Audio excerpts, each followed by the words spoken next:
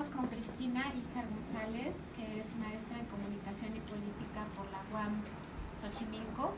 Ella hizo la tesis para obtener su grado titulada El retrato y el numeral 43, Artefactos político-estéticos en la acción colectiva de Ayotzinapa en México. Y desde 1989 es investigadora titular del Centro Nacional de Investigación, Documentación e Información de Artes Plásticas, CENIDIAP, y que está en el CNA. Estaba. Hemos podido regresar. Exacto, después del temblor, sí, ¿verdad? Ok, y es investigadora también o forma parte del instituto, miembro del Grupo Arte y Político de Clarkson. Entre sus investigaciones y publicaciones aborda asuntos tales como las agrupaciones artísticas en México, las relaciones entre arte y la utopía, la significación e iconografía zapatistas, así como las manifestaciones estéticas y artísticas articuladas con movimientos políticos y sociales. Es responsable de los fondos documentales, grupos de artistas de los 70 y arte y movimientos sociales. Se desempeñó como investigadora en la productora independiente Arte, Música y Video, en donde participó en la realización del largometraje documental y es coautora del libro Autonomía Zapatista, Otro Mundo es Posible. Bueno, me brinco un poquito y ha participado en conferencias y publicado textos a nivel nacional e internacionales. Entre las publicaciones de Cristina destacan 7 grupos de artistas visuales de los 70, testimonios y documentos publicados en 2008, que quizás alguno de ustedes tomó clase conmigo, Arte y Movimientos Sociales, y ahí leímos partes de este libro, por cierto. Es autora también de los videos A la Calle y Rastros Coloridos de Rebeldía, Murales Zapatistas, en el 2008, y del libro también Calcomanías Zapatistas, Contribución a una Poética Latinoamericana, en 2004. Bueno, pues muchas gracias por la invitación, que se venía posponiendo y posponiendo por la emergencia nacional, pero pues es un gusto estar con esta mesa y con ustedes para platicar un poco y hablar un poco sobre este asunto de imágenes en resistencia. Ya Alfredo adelantó una caracterización de los tiempos infames que vivimos en términos de terrorismo de Estado, de democracias de seguridad nacional, de la difícil categoría de definir de detenido, desaparecido, pero me parece que, bueno, espero que todos tengamos por lo menos algunas ideas de esto, porque es necesaria la caracterización histórica para entender todo lo demás. Bueno, partiremos de que ya coincidimos también en que Ayotzinapa debe ser entendido como un acontecimiento que interrumpió el continuo histórico en más de un sentido. No solo por la dimensión de la tragedia, por la cantidad de estudiantes detenidos, desaparecidos, que es muy importante decirlo así, no nada más decir de estudiantes desaparecidos, no desaparecieron, los desaparecieron, y eso acusa una responsabilidad que tenemos que tener cuidado también en el lenguaje, ¿no? Entonces esto ha motivado, entre muchas otras acciones y prácticas, bueno, la necesidad de la reflexión. ¿Para qué reflexionamos? ¿Para qué se elaboran tesis? Grupos se dedican reflexiones para esto. Pues justo por lo que decía Alfredo ya al principio, la necesidad de historificar e historificarnos, la necesidad de documentarnos, porque si no nadie lo va a hacer por nosotros. Seguramente los institutos, la academia, la más rancia, pues no se va a ocupar de estas cosas, y nosotros somos responsables de hacer esto, de reflexionar, de analizar, de documentar, de crear bases de datos, de hacer todo esto que constituya archivos históricos, que construya memoria histórica. Dice Andrés Aubry, un antropólogo avecindado en Chiapas, que se murió ya hace unos años, un antropólogo adscrito a la diócesis de San Cristóbal, que la calle, el monte, la plaza, las manifestaciones son también productores de conocimiento. Entonces, estar alerta a todo esto y no nada más a las fuentes historiográficas habituales, la biblioteca y el periódico y la revista y la plática del eminente doctor en lo que sea, sino estar atentos al stencil que está en la pared, al grito, a la consigna que se grita, a la acción del grupo de danza. Todo esto produce conocimiento que es nuestra obligación desde este espacio que nos ha tocado ocupar, porque lamentablemente no poseemos los recursos para dibujar, pintar, grabar, nada, estamos ubicados en otro lado, pero desde ahí es posible también posicionarse, ¿no? Y dar en la lucha. Es muy importante también la atención a los testimonios de primera mano, como los que aquí tenemos de Alfredo y de Valeria,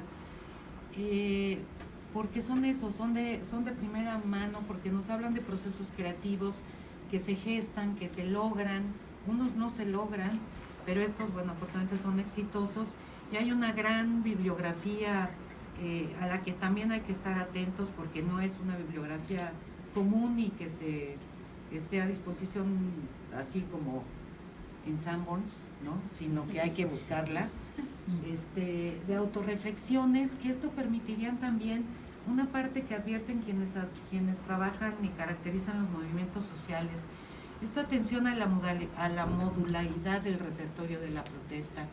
Es decir, está muy bien innovar, está muy bien estar pensando todo el tiempo qué recursos artísticos usar para la generación de nuevas propuestas, pero también hay mucho hecho, hay una memoria mundial de acciones, de prácticas, de objetos, de comportamientos, pues susceptibles de ser compartidos, ¿no? A mí me impresiona mucho, lo acepto, gran fanática de Argentina en este sentido, ¿no? Que ha hecho todo y que además se toma el tiempo de reflexionar sobre ello, produciendo documentos muy importantes como los del Grupo de Arte Callejero, que tienen un libro muy bello que les recomiendo mucho y que vi que venden en la Casa de Ondas, entonces para quien que le interese.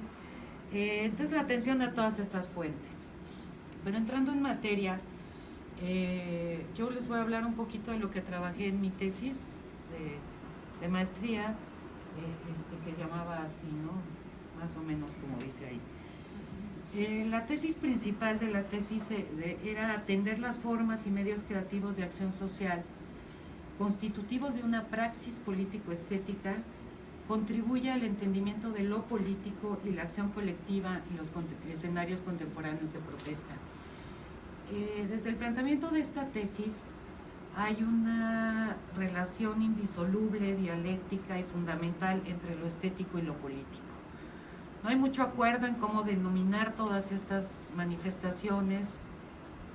Hay quien dice arte activista, arte político, activismo cultural, arte militante, pero finalmente da lo mismo. La cuestión es desentrañar un poquito y hasta donde se pueda los propósitos, la función y el servicio de toda esta producción. Hay un enunciado que hace un querido compañero de la Facultad de Estudios Latinoamericanos de la UNAM, que dice: lo estético potencializa lo político haciéndolo creíble, necesario, es decir, lo manifiesta, lo muestra, lo señala, lo significa, y lo político potencializa lo estético haciéndolo social existente. Es decir, todo este universo estético, todo este universo de significación tiene su lugar y ocupa un lugar político, además de un lugar social en el discurso social. Aquí partimos de consignas orientadoras. Fue el Estado, acusa una responsabilidad, señala un responsable. Verdad y justicia es una exigencia que permanece a más de 3 años de la detención, desaparición de los 43, del asesinato de 3 compañeros más, del estado de coma en el que permanece Aldo desde entonces, desde la mandíbula destrozada del compañero que ya afortunadamente se recibió, desde los civiles muertos. Verdad y justicia es una consigna que orienta cualquier esfuerzo, sea práctico o sea reflexivo, alrededor de esto.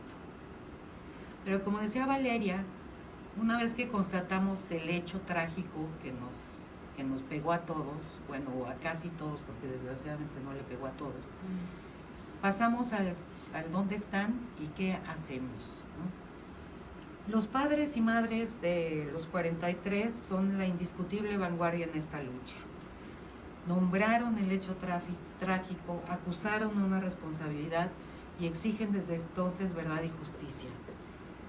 Todo ello, esto implicaba no solo erigirse en un sujeto político a partir de una cualidad biológica, ser la mamá, ser el papá, ser el hermano, ser el tío de un detenido desaparecido, lo cual los llevó a un proceso de constitución del sujeto político, instantáneo, ¿no?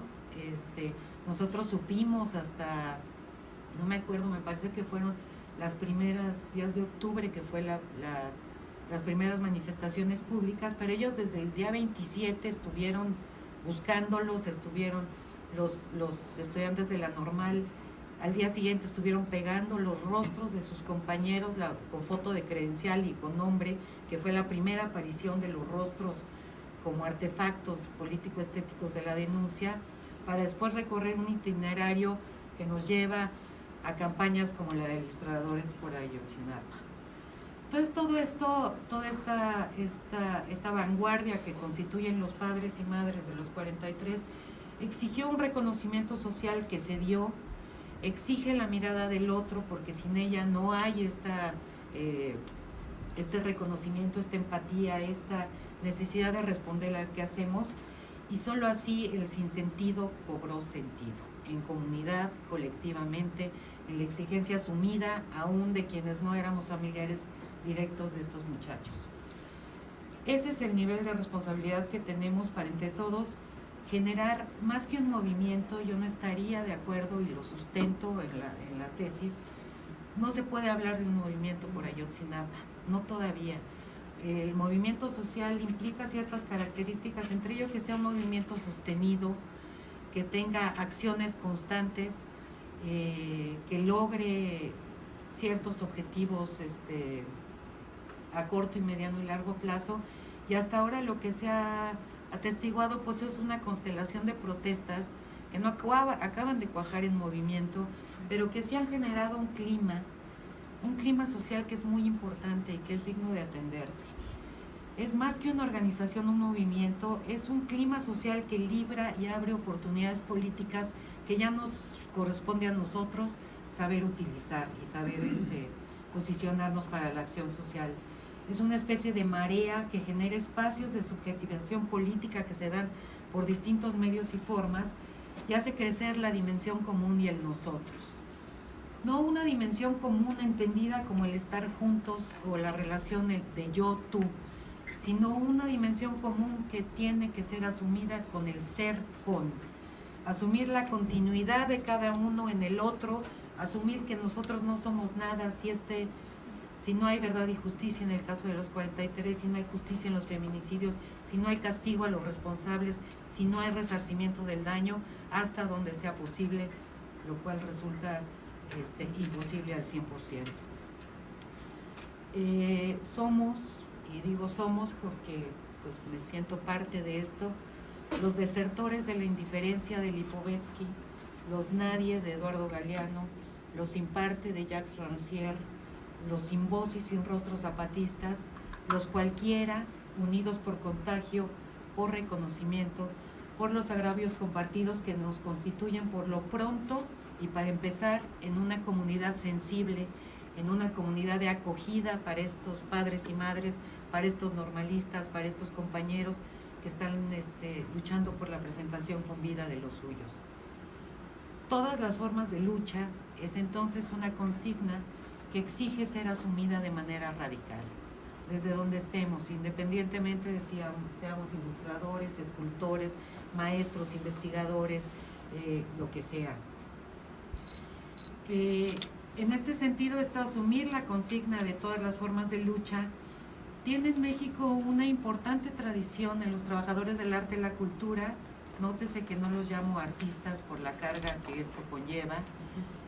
El pleito también es por las palabras y varios preferimos llamarlos así, trabajadores del arte y la cultura, porque esto implica asumir una posición social importante.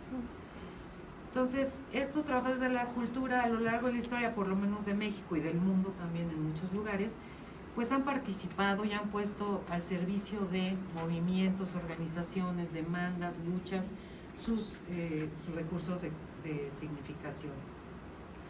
La articulación de recursos estéticos a la protesta política y movilización social ha respondido a contextos específicos, a las necesidades de agitación y propaganda, a labores pedagógicas y educativas, a la generación de nuevas formas de expresión, etcétera, ampliando el repertorio de la protesta. Su objetivo general propone la alteración de las subjetividades para contribuir a fundar vínculos sociales solidarios, la reconstitución del tejido social y aportar al descubrimiento de lo común para enfrentar los desastres cotidianos. Herbert Marcuse, en el 68, en sus reflexiones sobre el 68, plantea que la lucha política, al apropiarse de la dimensión estética, adquiere un carácter total. Él considera que es a partir de la movilización del 68 que marcaría, digamos, siempre es peligroso hacer afirmaciones como esta, pero la voy a hacer entre paréntesis, un inicio de un nuevo ciclo de movimientos, ¿no? Aquí lo define una generación, los jóvenes, que incluyen demandas de todo tipo, que logran un contagio en las sociedades en los que se desarrollan y que integran esta dimensión estética a la lucha política, fuera de un ejercicio político, fuera del ejercicio de una política programática, institucional, fuera de los partidos políticos, sino que empieza a anticipar ya esta forma de relacionarnos políticamente que hoy conocemos, por lo menos desde el 99 y las protestas del altermundismo y demás. Esto marcó, me gusta mucho una definición que plantea Amador Fernández Sabater, un investigador, historiador, periodista español, que habla de la política de cualquiera. ¿Qué es eso? No necesita más explicación. Es decir, somos los cualquiera los que hacemos y ejercemos lo político en nuestros ámbitos, en nuestros trabajos, en las movilizaciones, en las marchas. Es una política de cualquiera que pretende un ejercicio horizontal, donde no hay líderes, donde no hay, donde más bien son acciones autoconvocadas, donde se hace un uso increíble y muy importante de las redes sociales, donde se hacen las cosas por contagio, por reconocimiento, por empatía.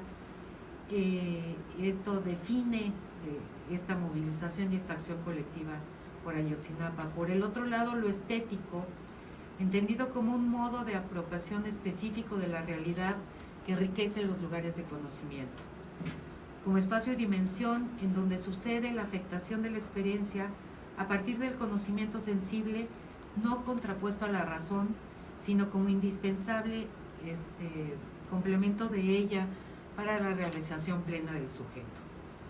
Procede entonces desentrañar las formas de significación estéticas con recursos artísticos y sus itinerarios que proponen más que un significado preciso, un sentido que desborda la imagen al objeto, que es colectivo, que es comprensión de la realidad, que exige su transformación, que es memoria, que es construcción de un relato y una narrativa histórica a otras. Tanto lo político como el estético erigen un nuevo discurso opuesto al hegemónico, entendiendo al discurso no como un lugar de irrupción de la subjetividad pura, sino como un espacio de posiciones y de funcionamientos diferenciados de los sujetos, como una arena de lucha. Cada manifestación, cada grito, cada palabra, cada imagen nos sitúa en la batalla. La praxis estética, por todo lo anterior, es fuerza y potencia política. Esto, además de asumirlo así como tal, ha aportado un enriquecimiento del repertorio de la protesta para significar de otros y muy variados modos. No se trata solo de la innovación y la riqueza de estas expresiones, sino de una concepción de lo político y de la acción política alejada de las formas tradicionales que plantean también otras formas particulares de interpelación social, aportando a la construcción de procesos de subjetivación política. Tienen, en primer lugar, un propósito comunicativo y un propósito, dirá Susan Book-Morss, un propósito desanestesiante. La sociedad del espectáculo, el ámbito estético en el que nos encontramos cotidianamente, pues procura justo lo otro, ¿no? El otro extremo, anestesiar, naturalizar la violencia, impedir, bloquear, inmovilizarnos, que tiene que ver con también otra caracterización que no es mía, sino es de un teólogo, que habla de la cultura de la desesperanza, una cultura establecida desde los 80s, en que parece no haber alternativa posible más que el único futuro que nos ofertan los partidos, la clase política podrida que tenemos, los organismos internacionales infames que sufrimos. Entonces, contra esto, todas estas intervenciones y este trabajo que realizan los trabajadores del arte y la cultura, pues tienen también desde los 70, desde los grupos de los 70 se planteó como consigna afectar todo el proceso. ¿Qué quiere decir esto? Ya desde entonces se pensaba que no bastaba con la producción innovadora y audaz y radical y experimentar con nuevos soportes y materiales. No bastaba pues la producción de esto, sino que había que afectar también la circulación, es decir, proponer espacios de circulación de todas estas cosas, pensar que si voy a hacer una manta tiene que ser una imagen que se lea a distancia, que se lea de manera rápida, que tiene que tener poco texto, que la tipografía tiene que ser de ciertas calidades, que el alto contraste sirve muy bien, que si se piensa en los murales pega, bueno, facilitar la puesta en acción de estas propuestas, del stencil y demás. Entonces, pensar no solo en la producción, sino también en la circulación y, por supuesto, en la recepción de todas estas propuestas. ¿Qué se va a hacer? Se va a regalar las impresiones, se va a invitar a que la gente lleve sus playeras y bolsas para imprimir la imagen, se van a repartir los carteles, como hizo, que no los mencionó Alfredo, con 2 de sus carteles, bellos carteles, uno que decía ¿dónde están mis hijos?, de una familia campesina, y el otro Somos Memoria, en rojo, quizás los recuerdan, que se repartían gratuitamente al inicio de la manifestación y que lograron no solo que se portaran con la importancia que esto tiene, sino que además se lograran esta segunda parte que ha resultado tan importante últimamente en todas estas producciones, pues su réplica en las redes sociales y su circulación después de lo hecho in situ, toda esta circulación online que hace que esto no pare, que esta circulación no pare, no se detenga, ¿no? Que se reproduzca y continúe de muy variadas maneras. Eso pasó con los carteles rosas que se repartían, que así decían, distribución gratuita, y que logró que una toma increíble en el Ángel, con todos portando estos carteles, que le dio la vuelta al mundo. Esto bueno, también implica pues la responsabilidad de construir espacio público, ¿no? Espacio público entendido como categoría política y no como la calle, no es sinónimo de la calle, no es sinónimo del lugar público. El espacio público se construye colectivamente cuando se otorgan sentidos concretos, cuando se generan vínculos y relaciones solidarias otras, que no sea el caminar en sentidos y cruzarse y golpearse con los demás, ¿no? Esto resulta también muy importante. Bueno, y ahora ya entrando en materia, quisiera que pasaran esto, que funcione como telón. Les cuento rápido, yo hice un acopio como de 350 imágenes de los usos del retrato y del 43 para trabajar mi tesis. Entendiendo que son los emblemas, los principales emblemas que se erigieron en la movilización por Ayotzinapa, y que me voy a permitir leerles 3 nociones que yo utilicé y utilizo, porque me parece que no voy a necesitar decir nada más, porque explican cómo funcionan. O sea, esto importa en tanto sus puestas en acción, en tanto los efectos a los que dan lugar, en tanto a las prácticas que generan, a las ideas que cambian, a los comportamientos que provocan. Entonces, un aspecto a considerar en la dimensión estético-simbólica de la movilización social y en nuestro caso, teniendo en mente el retrato y el 43, son las nociones de marcos de referencia y en especial la de coordenadas referenciales, como todo aquello construido tanto en el espacio social como en el simbólico, que operan como marcas de referencia con significados precisos que permiten situarse en la batalla. Esto tiene que ver con procesos de comunicación, lugares, espacios, actividades, personajes, imágenes, palabras, consignas, expresiones rituales, formas de expresión y comunicación político-estéticas presentes. La primera noción que les quiero compartir no es mía, sino es de Marcelo Expósito, y es la noción instrumental de dispositivo, que no refiere a la habitual noción facultánea como red de saber-poder, pero que retoma el énfasis dado a la articulación, a su condición integradora de elementos que pertenecen tanto a lo dicho como a lo no dicho. Expósito plantea esta noción de dispositivo considerando tres aspectos o principios indisolubles en las formas de expresión y comunicación creativos emprendidos por los movimientos sociales. Uno, sus estrategias comunicativas, destacando la función que tienen, relacionar e interrelacionar subjetividades distintas a partir de la afectividad, que estaría más del lado de lo estético, y de la efectividad, que estaría más del lado de los objetivos políticos. Ambas tendrían que estar presentes todo el tiempo. La dimensión colectiva, por supuesto, y la articulación entre poética, estética y política. La poética entendida como los modos y los medios, los recursos que se usa para decir algo.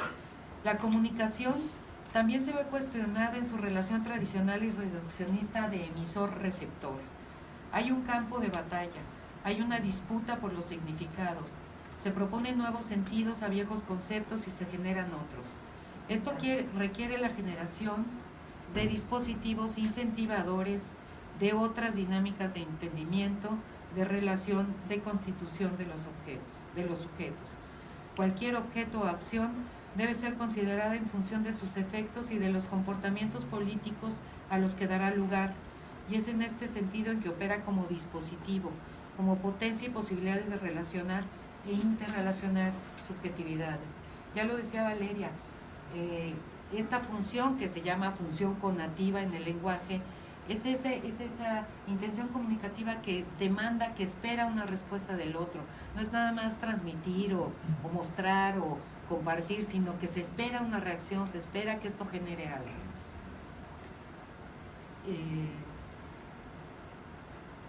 La noción de dispositivo está asociada a la de acontecimiento en tanto inauguración de un nuevo discurso que no solo interfiere, sino que se plantea en oposición a discursos existentes, generando nuevas formas de expresión y comunicación que responden a la urgencia marcada por el acontecimiento. Los procesos de simbolización ocurren de manera paralela a la movilización. Colectivamente se generan y pueden dar lugar a símbolos contundentes, como ocurrió, por mencionar solo un ejemplo, con la B de la Victoria en el movimiento estudiantil de 68. La segunda noción que yo utilizo es la de transformadores, que es de Amador Fernández Sabater. Él los remite a los de la electricidad, efectivamente, pero en este caso la energía transmitida serían los afectos y el deseo que deseablemente derivarán en un cambio de piel. Esto remite a que no solo afectan a la significación, sino que generan conductas, prácticas y acciones a partir de la fuerza que hace hacer. Es decir, en esta propuesta está también presente la afectividad y la efectividad como posibilidad activa de otra geografía de lo posible a partir de la afectación de lo sensible, considerando a estos transformadores como dispositivos de un nuevo ejercicio y concepción de la política, contra la política de los políticos, que exige otra experiencia del mundo. Pensar como sí forma parte del ejercicio de la política ficción, en donde la ficción, en tanto ámbito de lo posible, se torna en fuerza material, transformadora e impulsora de organización y acción. La ficción es la potencia de humanización por excelencia. Crea el terreno de lo común a partir de tres operaciones simultáneas: crea un personaje o nombre colectivo, el nosotros, produce una nueva realidad e interrumpe la que hay. La noción de transformadores resulta pertinente en tanto dispositivos liberadores de nuevas posibilidades para la acción colectiva a partir de la creación de nuevos vínculos sociales basados en la confianza, en la solidaridad y la empatía, el apoyo mutuo indispensables para la exploración de un camino que no está previamente diseñado, sino que se va construyendo por la participación y la acción de todos. La tercera noción, que fue la que yo finalmente usé, fue la de artefactos de la protesta, que no excluye a las otras. El diccionario de la RAE define artefacto como un objeto construido con una cierta técnica para un determinado fin y recupera su raíz latina artefactum, es decir, hecho con arte.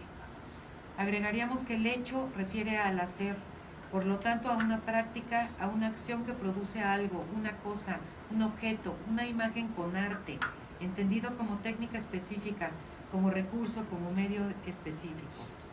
En el caso que nos ocupa, este hacer rebasa el ámbito de lo significativo, la producción de un sentido concreto que tiene que ver con una postura y con un pronunciamiento individual y colectivo, frente al hecho histórico que motiva su producción. Bueno, sigo con una relación entre la gráfica del 68 y todo lo que se está produciendo ahora. La disputa entonces es también por la significación, por la generación de sentidos concretos, por informar de determinada manera. Los retratos han sido, con esta parte de literalidad necesaria, presentados siempre juntos. Recuerdo en el 77 que se expusieron los retratos y la compañera que hacía la museografía estaba, azotadísima porque los tenían que dividir en 2 salones y decía, es la primera vez que no están juntos. O sea, esta consideración de que los 43 tienen que estar juntos, presentarse respetando su individualidad, presentándolos literalmente con sus ojos, con sus chapitas, con el atributo personal, es muy importante para seguir manteniendo vigente esta protesta. Tiene que ver también con algo que advierte, no sé si vieron la exposición en el Museo de la Memoria y Tolerancia de las fotografías de Marcelo Brodsky. Este fotógrafo argentino con un hermano desaparecido que hizo una exposición en el Colegio Nacional de Buenos Aires, y entonces la exposición constaba de los retratos en vida de los desaparecidos, con sus familias, con su novia, con su mamá, haciendo la actividad que les gustara. Y en el bellísimo texto del catálogo, él dice, hay que pelear y hay que plantear una lucha contra los relatos sin historia. Esos relatos que solo plantean a las personas a partir de su muerte, que se construyen a los sujetos por los que estamos peleando solo a partir del hecho trágico y a partir de su memoria, de su muerte o de su detención, desaparición. Hay que rescatar los relatos con historia, es decir, sus vidas plenas, sus características y atributos personales. Por otro lado, el 43, no como símbolo matemático, que lo es, o como número, sino como cuenta, que advierte uno a uno a los normalistas, pero que también con su sola presencia cuenta una historia, refiere a un acontecimiento, refiere a un hecho, refiere a un momento histórico. El número como argumento, tal como ocurrió con el 99% en el movimiento de los indignados, tal como ocurrió con el Yo Soy 132. Es decir, no como símbolo matemático, sino como signo socialmente advertido por los sentidos que entraña. Ambos, el 43 y los retratos, son símbolos de un hecho y un momento histórico que ocupa un lugar social y comunitario, que fueron construidos colectivamente y que materializan sus presencias en poéticas, signos que plantean espacios de interlocución y aportan a un conocimiento concreto de la realidad, además de mantener vigente la protesta en su invocación colectiva. Cada vez que aparece un retrato, cada vez que aparece un 43, está presente todo lo que ellos implican y conllevan. La memoria literal es necesaria, de ahí los nombres, los rostros, el 43, pero también la memoria ejemplar, esa que opera en el presente, pero que sirve para el futuro, para el nunca más. Memoria herida, construyéndose con un chorro de cosas, campañas gráficas, antimonumentos, huellas documentales, canciones, poemas, activismo comunicativo y doble condición de testimonio. Todo esto dará cuenta no solo de un momento histórico concreto, de un hecho histórico concreto, de un acontecimiento trágico en la historia no solo nacional, sino mundial, sino también dará cuenta de los modos y de los medios que se usaron para significarlo. Esto, por ejemplo, fue muy importante con la colección gráfica del 68, en que se inauguraron las pegas, los esténciles, el teatro guerrilla, todas estas nuevas formas que se innovaron, da a todas estas manifestaciones y expresiones esta doble condición de testimonio histórico. Bueno, finalmente, estas campañas de imágenes de indiscutible fuerza visual incorporan en mayor medida una retórica lingüístico-icónica en la integración del espacio gráfico y plástico que dan forma a demandas políticas concretas. Podemos afirmar que existe una fidelidad de los promotores y realizadores de estas campañas hacia los objetivos políticos.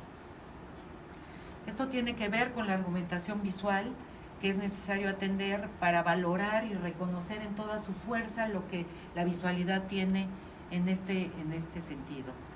La imagen liga en forma intrínseca y radical la imaginación, la emoción y la cognición.